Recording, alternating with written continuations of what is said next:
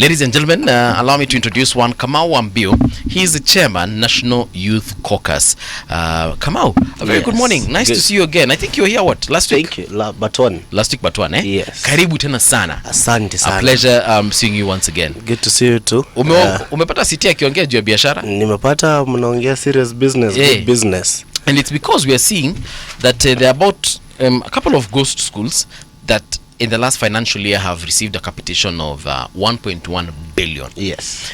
So we were saying that, hey, in Kenya, we see a lot of millionaires and billionaires and we don't understand where their monies come from. And we think we understand where that money might be coming from. If 50,000 ghost students can produce 1.1 billion Kenya shillings in 1 year, now I think I know where these people get their money. They are full of ghosts everywhere in this country. Ghost workers, ghost schools, ghost hospitals, ghost vehicles, ghost institutions, ghosts. Yeah.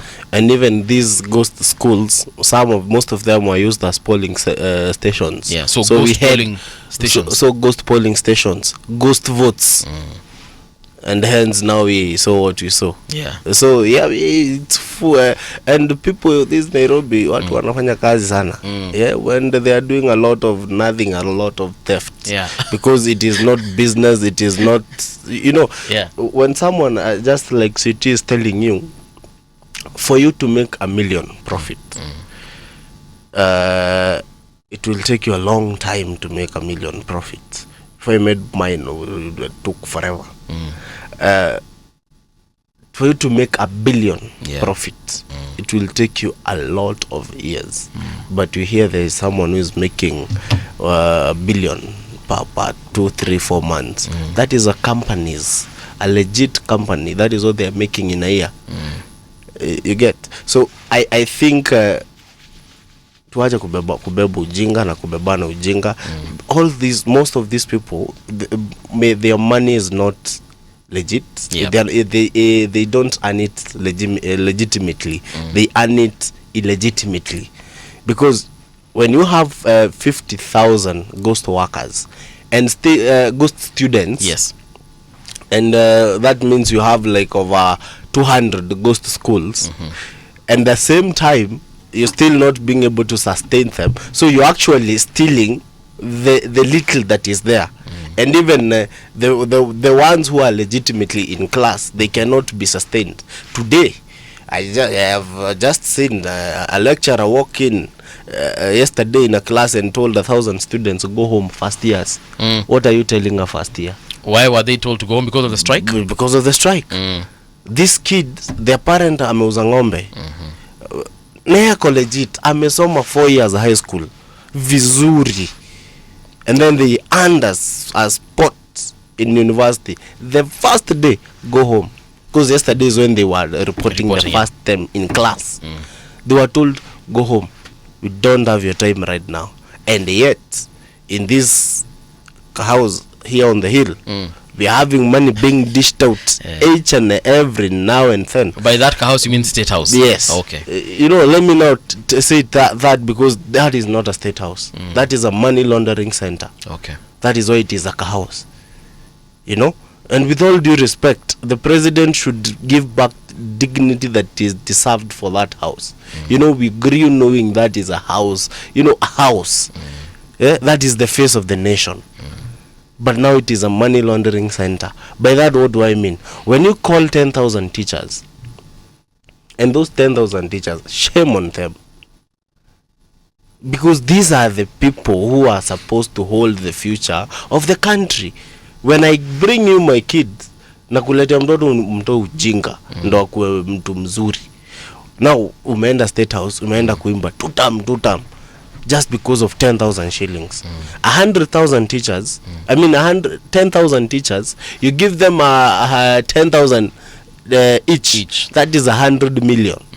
Now watu wamekula breakfast worth 3,000. That is 24 million. That is 124 million. That is money worth of building 7, 10 schools. That is money worth of building level 5 hospitals, 5 of them fully equipped. That is money. No. You can't build a level 5 hospital with that money. With The one 100 you million. stated. No. Level 5 hospitals, you'll need them like 15 billion.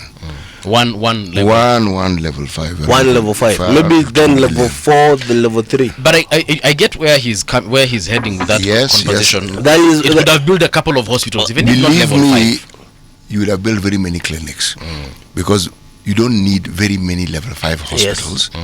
If the level 2 and 3 hospitals exist, then the diseases that take people to level 4 and 5 are dealt with at that level. Yeah. So there's no escalation of the disease to the point where it requires more A level specialized 5. attention. No, it does not. Yes. So you're right. When the Nairobi Metropolitan Service came into being, and the health service was under a gentleman called Dr. Luga, that's what they sought to do. And one saw the progress that they made with building such institutions. You do not need to build many level 5 or 6 hospitals. That's not where the greatest needs are. No. Yeah. But even in terms of the number of schools we are looking at, with that amount of money, 100 million, not forget even the 24 in terms of maybe the food they ate and the logistics, that sorry, that 100,000 would have done so much for 100 million. 100 million. Sorry, 100 million. And don't forget, it's 100 so million much. for Kiambu County, 100 million for Murang'a, because they took 6,000 people from Kiambu County. Each really? person received 10,000 each. That is 60 million. On top of all those logistics, that's 100 million. They did that with Murang'a County. And also even the MCAs in Kiambu, they were receiving 100,000 each. Oh yeah, I remember the MCAs a few weeks back had gone to see the president. You get? No, even when they had gone with the MCAs and the people. Yes, they still... Then when the people are getting 10,000, the MCAs are getting 100,000. No way. Yes, way. It is there, they are saying it. When Murang'a was taken just the other day, because most of the MCAs boycotted the event, those who went were receiving 300,000 each. Now what are we doing? But let me play the devil's advocate here, Kamau. That perhaps those teachers that went there and received the 10,000 shillings each, hiyo pesa iliwasaidia tu mahali. Iliwasaidia. No, hiyo nayo, you see, in my culture we normally say, if you allow me to mention in Kikuyu, dogathike jogu na muguogo wayo. What do I mean? Don't bury the elephant with its head, with its tusks. You get? Okay. Now, if you are burying the elephant, let us benefit from the tusks. Yes, because it has died anyway. Yes. You get? Okay. But now this is not an elephant, and it is doing it way too much.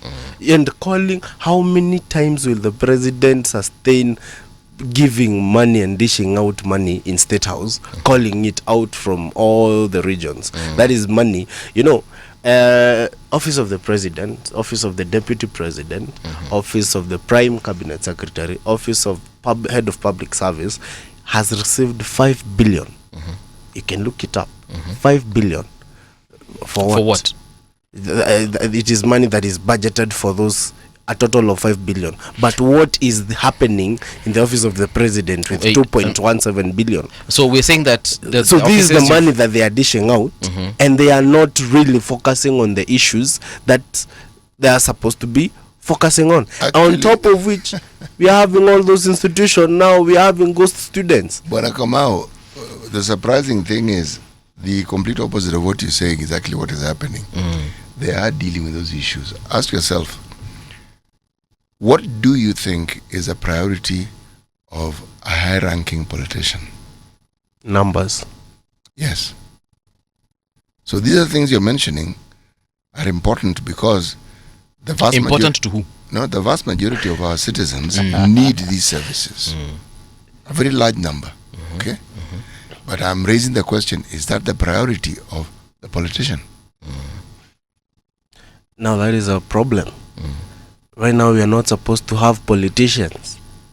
Right now we are supposed to have leadership, political leaders. Right now we are supposed to be delivering. We can be playing politics city. But that's the point. They think that, you see, delivery to you is service provision for the citizen. Yes. Again, let me repeat. Is that the priority of the politician? It should be. they talk about it as though it is. It should be, even because even when they are dishing it out, they are coming. Unajua mwanasiasa anakuwa msijui. I don't know how. You do know you're a politician yourself. Yes.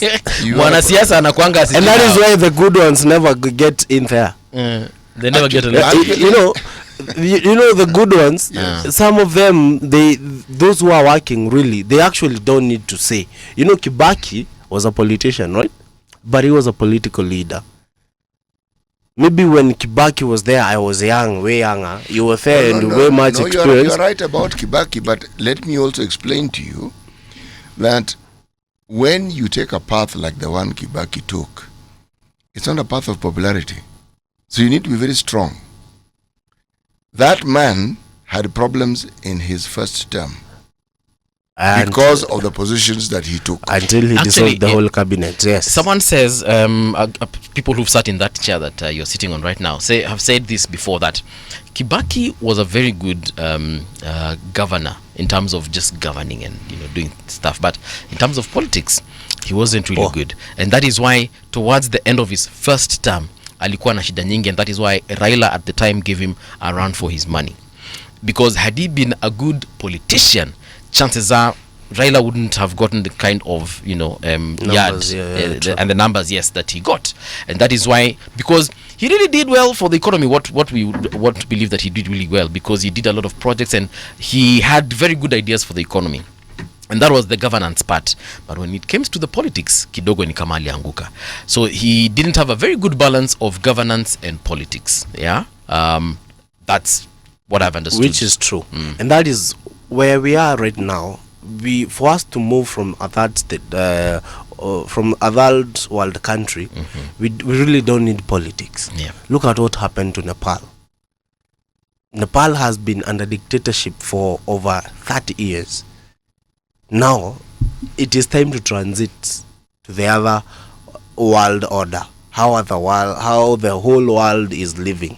Now, these young people of Nepal, they felt no way. They are because it is something that comes in you. Because in the realm of the spirit, the transition has already happened. Like right now, you always uone mtu na katululu. Anapiga picha na nini. That's like a small phone. The feature phone. The phone you were using in 1990s, 2000. You cannot see people. They are taking photos with it because and fancying with them. They are only gadgets for communication, and they are not as many. Basically, right now, anything that is not we have transited. Okay. That is how, even in everywhere, even politically, it is now transitioning is happening. And that is why you're seeing even politics in Burkina Faso, transition happened and they're like, no way. We need development now. We need to work. And then look at what happened in Burkina Faso, Niger. Look at what is happening in South Africa. For the first time in 30 years, the ruling party was almost cornered.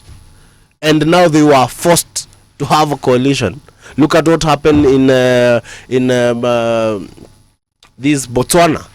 You get the transition is happening. It's happening, and the revolution is coming and coming and coming. With time, we'll have a full world order. People who are understanding how the world is moving. Look at China. They are developing their students. They are developing their states. They have developed their discipline. When you're caught with corruption, just kusikika tu mkono inaenda, and this is now China. This is China. And naguna hata story at a high court sijui back to forth the other day. So paranya they do take you to court in China. They do, but the process is shorter. But the process is shorter, and it is much more decisive than here. The other day we have a CS who had a court case. When he was announced that he is the CS, the matter, the graft case was pulled off. But now the other day we were told by the EACC and High Court that the DPP did not acquit the guy well. So we are having a country where and that is why it's the same thing. Politics. That is what played part to form this broad-based government. You have a fan here, first of all, as we continue. He's called Lewis Brown Madenge. Na amesema yeye ni MCA Kamaka Ward, Kamakwa Mukaro Ward in 2027. He's predicted he's going to be the MCA. Okay, congrats, bro. And wish you all the best. So anyway, he says, salute to Kamau Mbiu. Honestly, we as Gen Z, we came out in regards to an economic crisis that required an economic paradigm shift.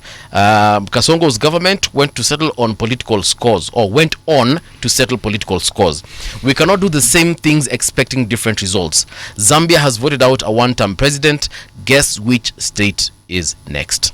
So using Mr. Brown's statement, I think he's alluding to the fact that Zambia's Gen Z voted out their president. Do you see that happening in this country, whereby the Gen Z vote is very significant to the point of changing and shifting the directions of politics in this country? Now, if we change the culture, it is very much possible, but only if the Gen Zs just agree to come out of their comfort zone. You know, where much what do we call it?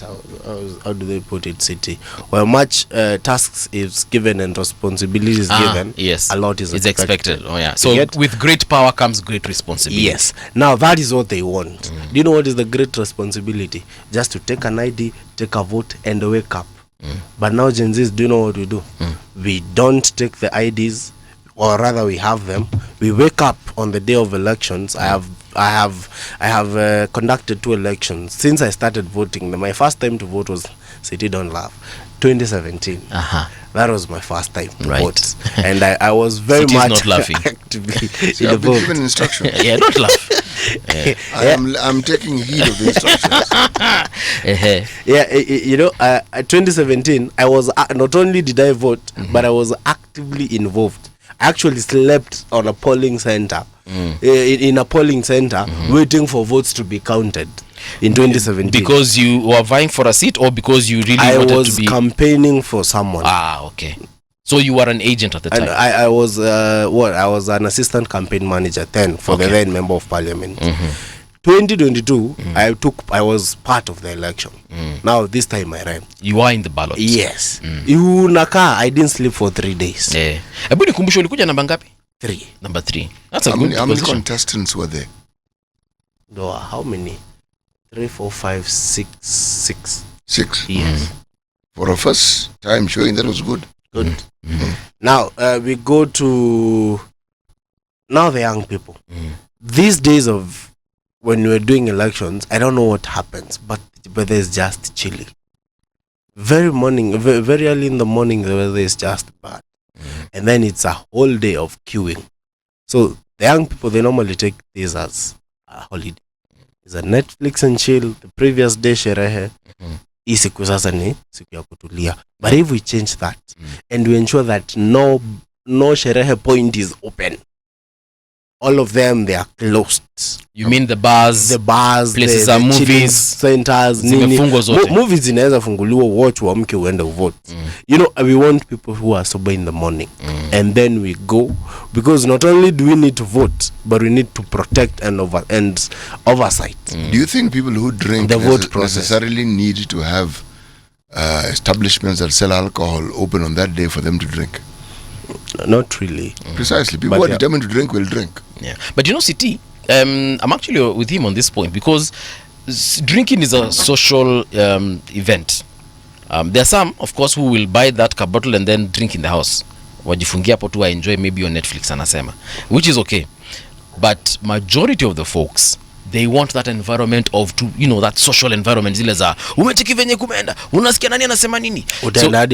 So if we reduce that, if we can say for example, if voting happens on Wednesday, on Tuesday not a single bar, pub, club is open, we might be able to reduce that. So hata ukinunua wende ukakunywa kwa nyumba, hautaweza kureplenish, hautaweza kuongeza ya pili na ya tatu. So I actually agree, if we can close it on Tuesday and on voting day on Wednesday haijafunguliwa, then we reopen it on Thursday, perhaps would have different results. You don't see that these are dictatorial tendencies? No, You are actually interfering with people's businesses. what I'm saying, City, as we said, where much is expected, you know, it is just one day. Even those businesses, we are going to protect them. We are voting for their democracy, for their rights, for their freedom. For just one day we go. Kulikuwa na maandamano na kulikuwa kuna fungo City, kulikuwa na maandamano and it was successful. The finance bill came down and there was relief. But now if we can, even the business, they say we are, even those liquor stores, even in the universities, all of them can't wait. If they say we are not going to sell any liquor, even the whole country, they go for loss of billions in one day, but the following day they'll go for you know, a profit, because everyone now will come out kusherehekea. What I'm getting at is, if you could join the owners of these establishments in that decision making, and they see it as their patriotic duty, and they agree and say, because they all have associations, that look, so as to pay fidelity to this particular period, this is what we're going to do, then you convince the people. So the element of public participation now takes over.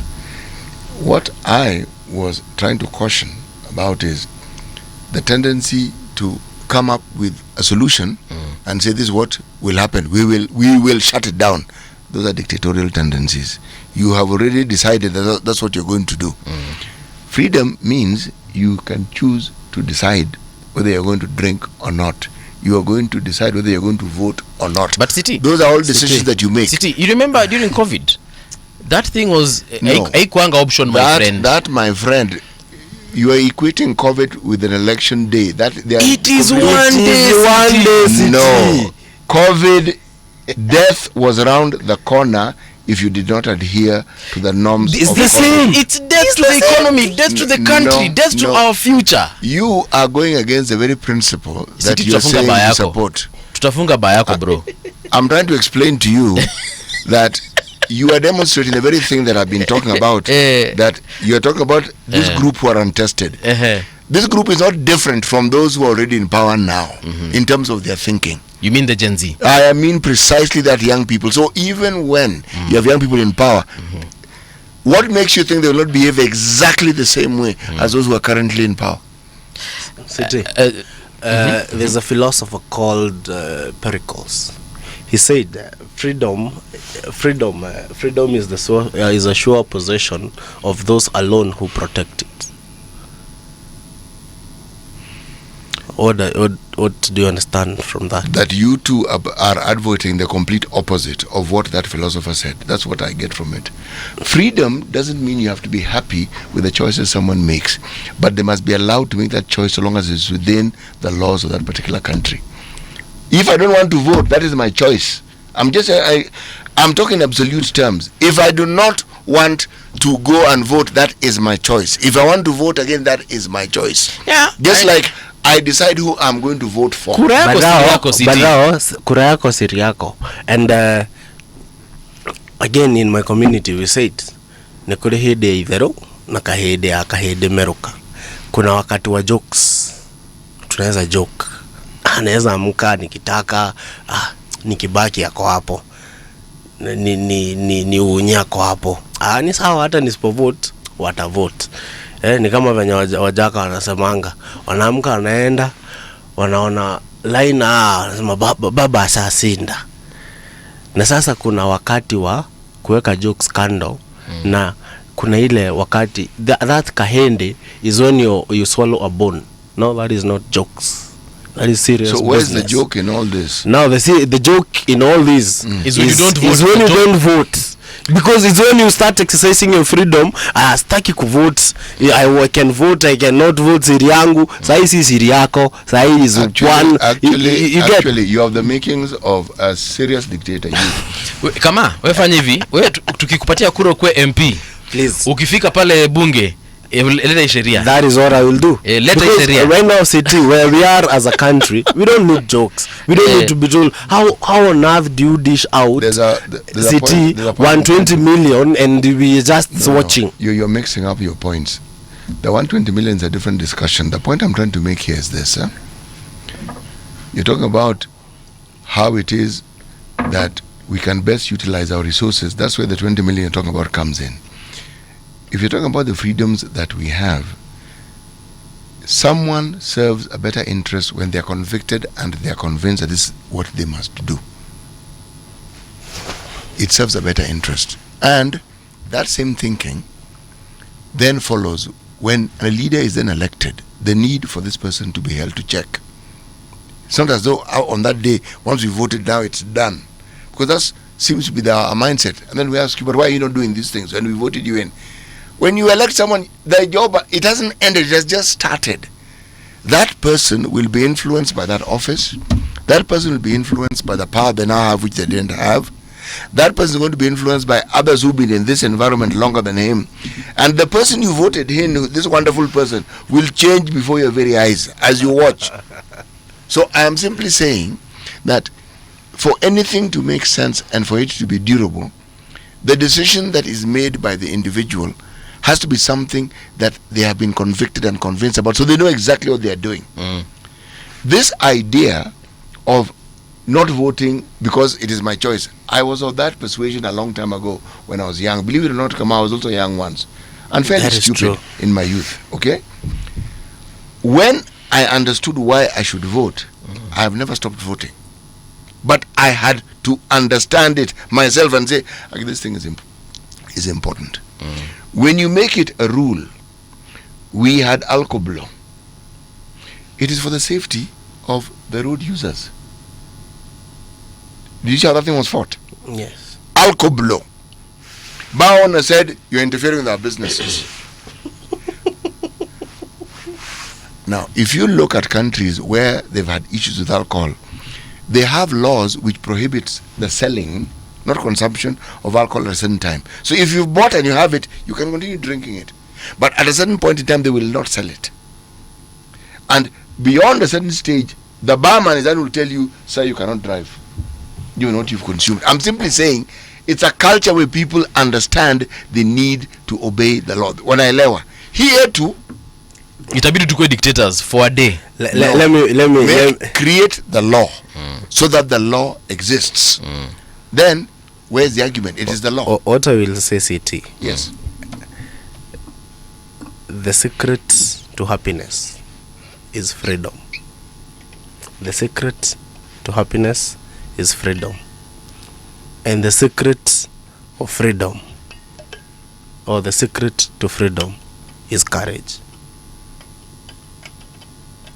That is all I'll say. Let us and courage, for lack of a better word, or for lack of a more lethal word. But we have to be courageous. We have to be more upfront. We have to be more uptight, so that we can have that freedom. And the secret to happiness is freedom. But the secret to freedom is courage. City. Kamau, that is what I'll say. Before we lose the conversation, perhaps we can talk about the laws around the election day at a different time. But right now, let's continue with the whole issue of holding our institutions to account, and especially when it comes to our voting, how we shall vote and how we shall ensure that we have protected that vote. Yeah, in your opinion, how do you think we will protect our votes come 2027, regardless of whichever way we want to vote? By protecting is one numbers. Once you come out in big numbers, big chunk of numbers, big, and we become precise and clear on what you're doing, because that's a different day altogether. Yeah, precision. We come out in numbers, precision in how we are doing, in how we are taking, in who we are voting for, so that we don't have spoiled votes. Remember here, each and every vote counts, and numbers. Once we are out in big numbers, now that is one, there will be no rigging.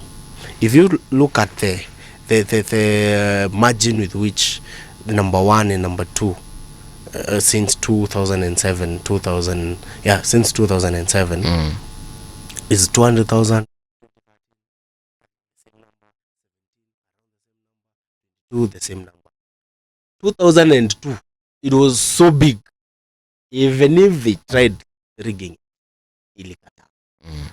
Lakini hii ya 207 kidogo kidogo umefuatilia, stima zinapotea zinarudi harakani.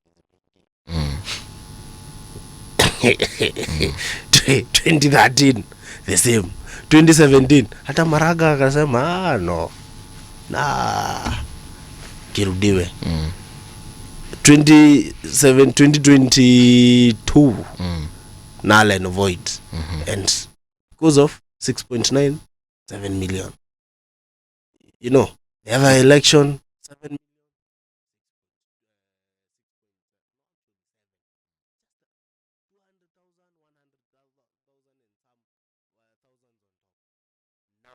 Numbers. You come out, vote. The whole Mount Kenya region has a total of 8 million registered voters. Bank it in the same ballot. Pip. That is 7 million voters. Let's say wow, they are 1 million. The whole of the lower Mount Kenya South, that is Lower Eastern. Lower Eastern.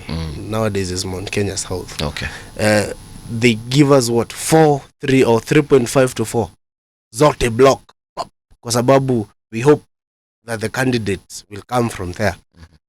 Dr. Kalonzo Musyoka. That is poop. That is 10.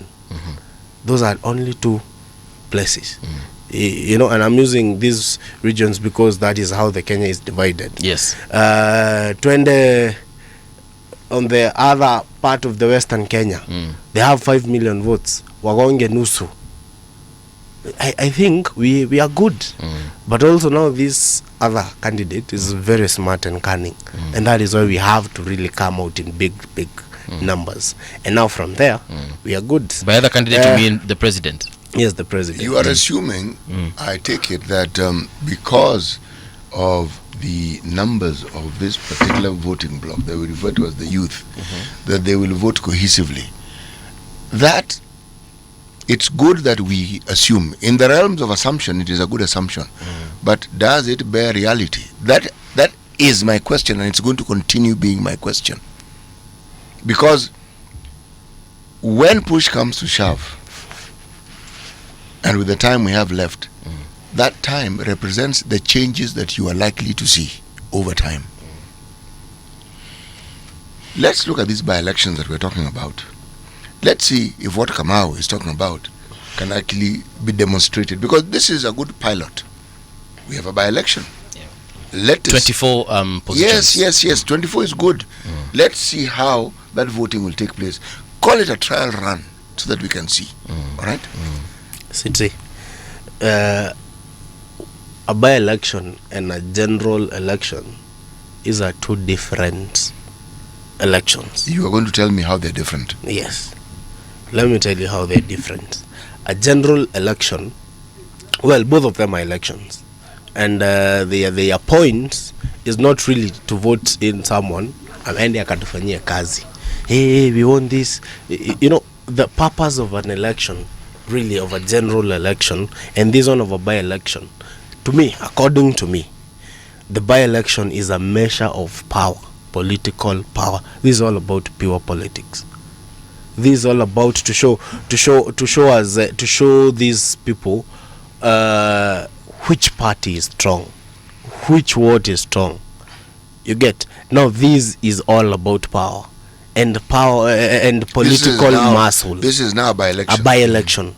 Because a by-election is a very tricky situation, because people are actually not in so much dire need of representation. It's only 2 years too, and so it is what we will come with. And this one is persuading the voter. And how different is it from a general election? A general election now, this one is a matter of life and death. Unatokea kwenda to vote out a full system. You're going to elect a full in system with a full different ideology. You get? Now this one is because it is circumstantial. You know, it is circumstantial. You already used to.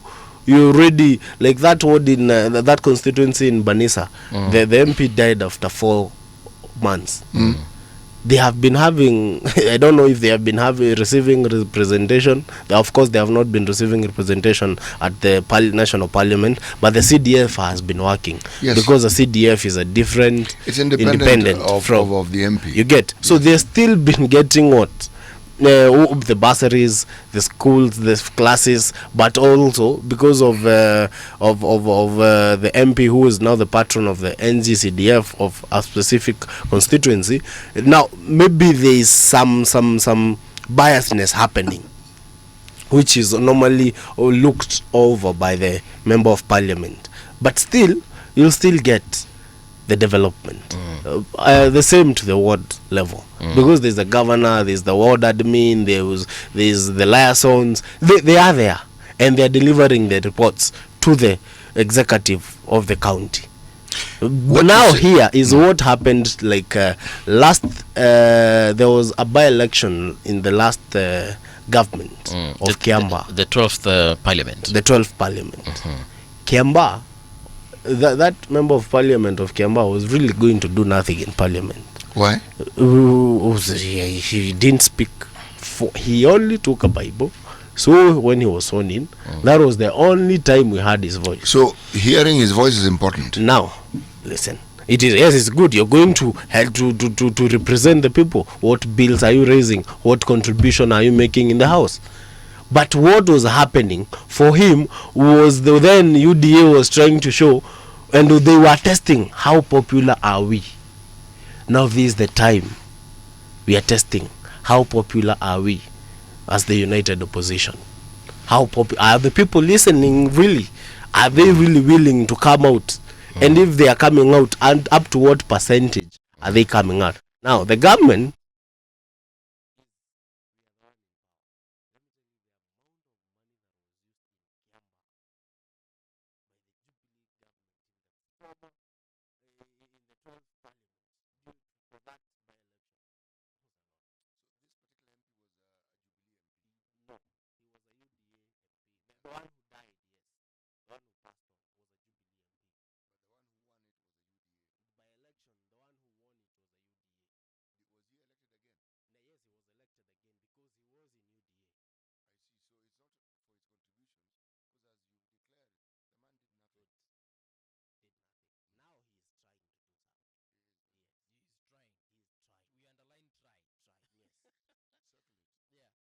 My Take 2.0 on YouTube anasema hivi, kuna jamaa anaitwa My Take 2.0, sijui kama ni jamaa ama ni madam, lakini ni viewer. My Take 2.0 amesema hivi: Kenyans, we just like making excuses for everything. The last elections had the worst turnout in like 15 years. It can't be that all those people didn't turn out to vote because they were drinking. So what other reasons make people not turn out for elections? You're a politician. Yes. When you saw what happened in your constituency, I'm sure kuna watu unasema, hey, I thought we'd have a better turnout. Why didn't people turn out? I don't know if I remember. There's this philosopher called Socrates. I love like city. I follow him. He loves philosophy. Right. This philosopher called Socrates says the reason good people the reason good people are ruled by fools is because they don't play or take part in politics. And for the fact that you don't love or take interest in politics doesn't mean that politics does not have interest in you. So you'll find someone, like I gave you the last time I was here, I gave you an instance. I've gone to a restaurant, I've ordered my coffee, and then I ask the waiter, one time, he say one time, hey, must go. And then I ask the person, are you going to vote? No, I won't vote. Why? Sipendi siasa, sipendi politics. Why? You get? Now that is it. Now that is the problem. We want change, but we won't affect it. We don't. Yes, we don't want to affect it, and then we don't want to study the politics. Why don't I like politics? Unaangalia, you see is this character, and then it's this character, and then you see the history. You're like, these are the same monkeys, so I'm not going to vote for any. But remember, these are the same monkeys. Like from the last election, why were we going on this other one? This one was a toothless monkey. This other one had serious teeth. Now the people went for the one who had serious teeth. Not a monkey, hyena. These were two hyenas.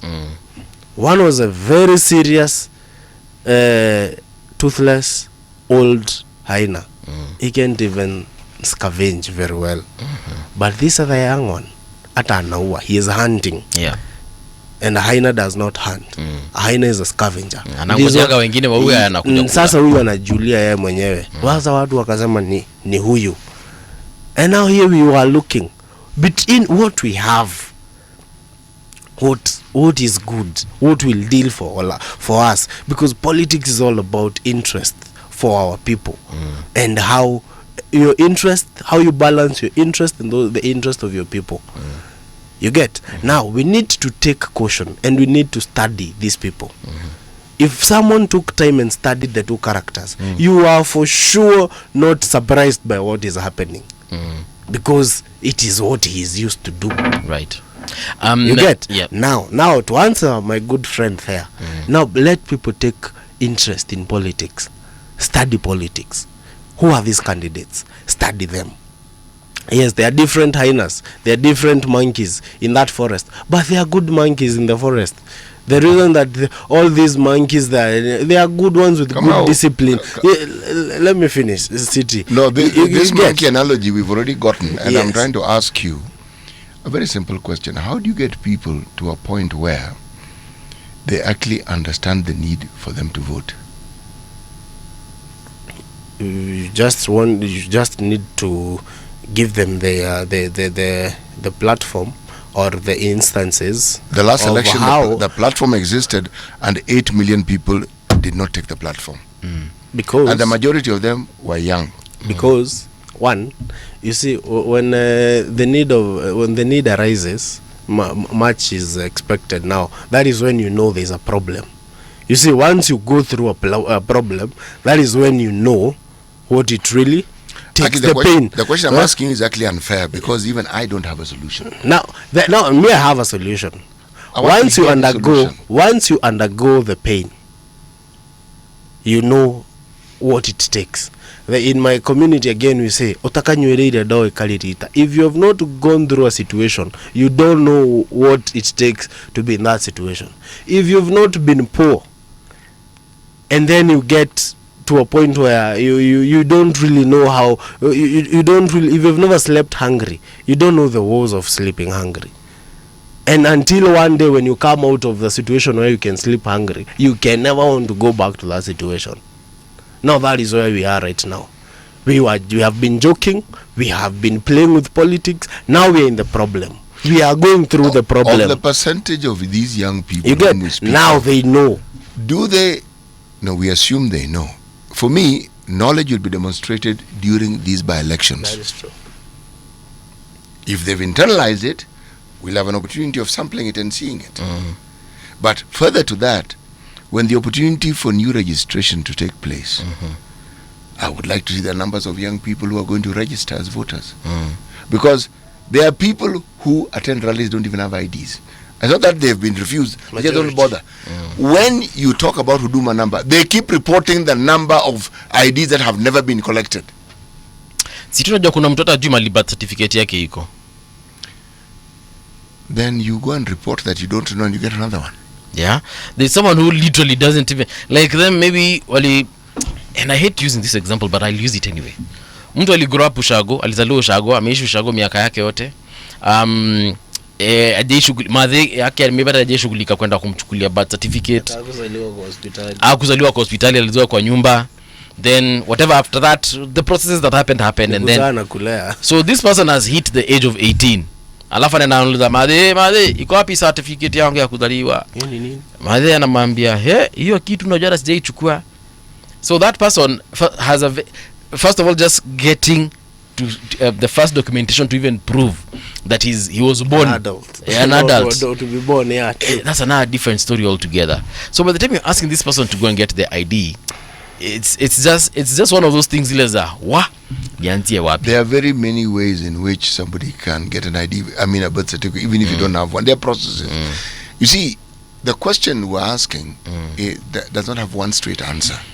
because you're dealing with a multiplicity of issues regarding why people don't vote. Yeah. Okay? Some is because they feel if they get an ID, that is a sure way of the government following them up. All manner of reasons are given. It's like the people who think getting a KRA pin now means you have to pay taxes from Yes, that day. from the moment you get that card, the tax inakufuata. The thing is, the importance of an election has to be understood by the individual who is voting. They have to understand it. And politicians like Kamau, it is their job not just to seek the vote, but to get people to understand why it is this vote has nothing to do with him and him wanting to vie. No. It has to do with his life. That vote is what will determine the life he lives.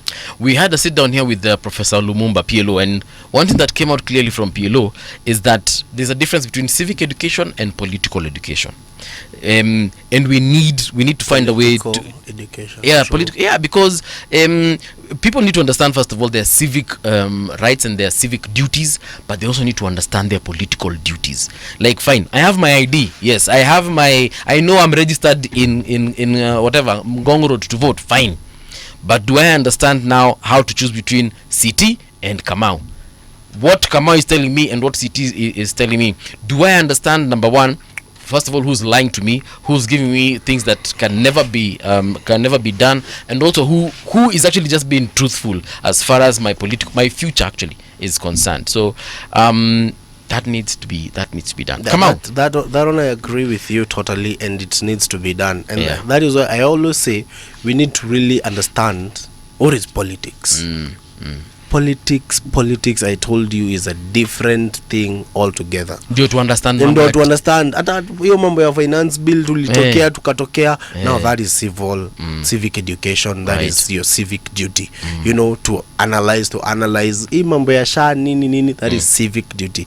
But elections is all about politics. Yeah. All together, and we need the young people to know. Ndio tuelewe mambo ya partyless, tribeless, cause kuna watu by the way wanasema manze sasa hiyo story ya partyless. Hizo ni jaba. The moment they see you in a political party, they have written you off. And you see, that's not how it should be done. That's not the case. The political parties are only buses to make you cross to the other road. Once you're in, now you remove the political garment. You wear in now your civic duty as a leader. Now that is to deliver the mandate to the people as constituted in the constitution. Now we really need to. Thank you so much, Kamau. And I don't know why these other guy, I was really waiting for him. For Gunjiri. This Gunjiri. You know, I've seen him all through grow. I was really waiting for him to come and lie to the young people. Why he's still there? But anyway, it's good. It's called the choice he has made. That's his freedom. That is his freedom. Yes. Which is true. About to engage kwa news, but thank you so much, Kamau. This is where we come to a close. We hope to see you again soon. Thank you. Aye.